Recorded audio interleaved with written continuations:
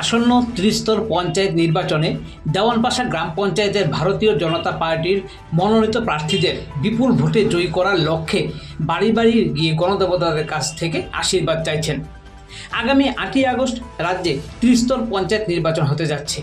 এই পঞ্চায়েত নির্বাচনকে সামনে রেখে ধর্মনগর মহকুমার দেওয়ানপাশা গ্রাম পঞ্চায়েতের 2 নং ওয়ার্ডের ভারতীয় জনতা পার্টির মনোনীত প্রার্থীরা বাড়ি বাড়ি গিয়ে নির্বাচনী প্রচার করছেন এবং গণদেবতাদের কাছ থেকে আশীর্বাদ চাইছেন। সেরকমই দৃশ্য দেখা গেল আজ দেওয়ানপাশা গ্রাম পঞ্চায়েতের অন্তর্গত উত্তর ত্রিপুরা জেলা পরিষদের 10 নং আসনের মনোনীত প্রার্থী দিলীপ বর্ধন, যুবরাজনগর পঞ্চায়েত সমিতির 2 নং আসনের মনোনীত প্রার্থী শিলুনাথ, দেওয়ানপাশা 2 নং ওয়ার্ডের মনোনীত প্রার্থী প্রভা আচার্য সহ ভারতীয় জনতা পার্টির কার্যকর্তারা বাড়ি বাড়ি নির্বাচনী প্রচারে বেরিয়েছেন। তাছাড়াও সাথে রয়েছেন 5 নং ওয়ার্ডের মনোনীত প্রার্থী বিমল বিশ্বাস। ওনারা দেওয়ানপাশা গ্রাম পঞ্চায়েতের 2 নং ওয়ার্ডের প্রতিটি বাড়ি যাচ্ছেন, সেখানে গিয়ে নির্বাচনের মনোনীত প্রার্থীদের পরিচয় করিয়ে দিচ্ছেন। পাশাপাশি গণদেবতাদের কাছ থেকে প্রার্থীদের জন্য বিপুল ভোটে জয়যুক্ত করার লক্ষ্যে আশীর্বাদ চাইছেন। এ সম্পর্কে জেলা পরিষদের 10 নং আসনের মনোনীত প্রার্থী দিলীপ বর্ধন এক সাক্ষাৎকারে বলেন,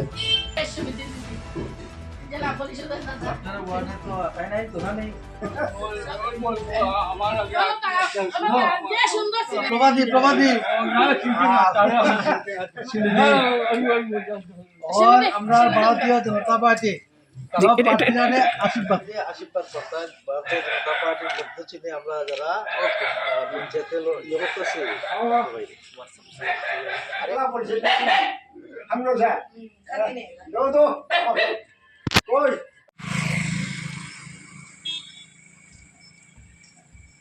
নমস্কার। আজকে আমাদের দেওয়ানপাশা 2 নং ওয়ার্ডে আমরা বাড়ি বাড়ি যাচ্ছি।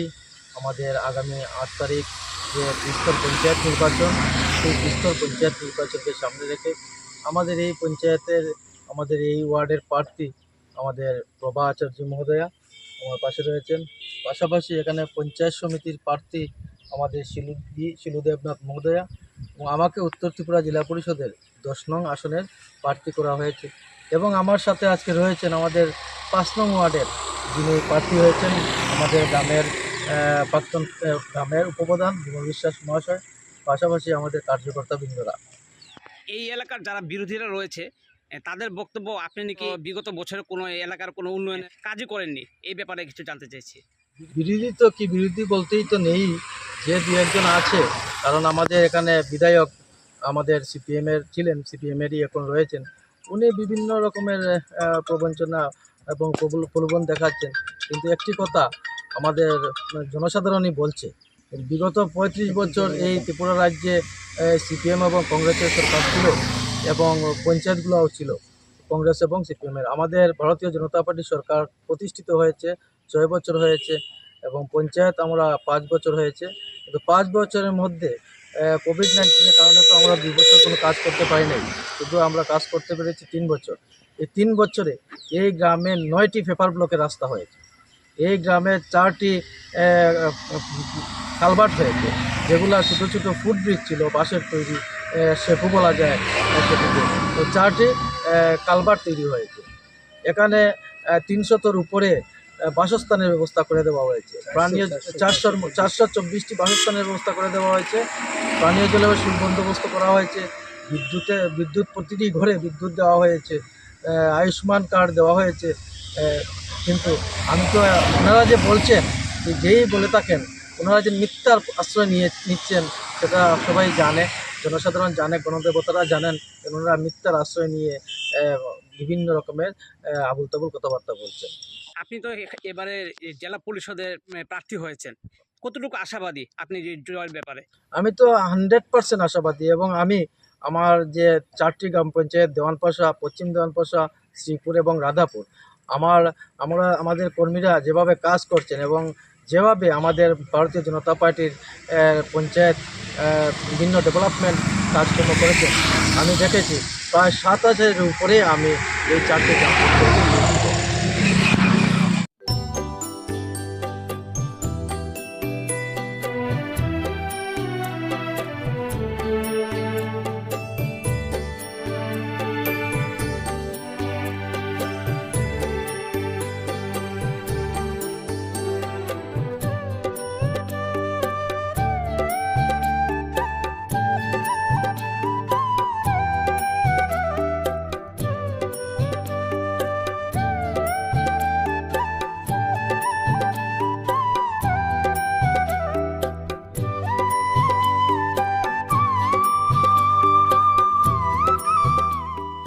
জগন্নাথ মিষ্টান্ন ভাণ্ডার বহিরাজ্যের সুদক্ষ কারিগর দ্বারা তৈরি অতি সুস্বাদু ও লোভনীয় রকমারি মিষ্টির এক বিশ্বস্ত প্রতিষ্ঠান।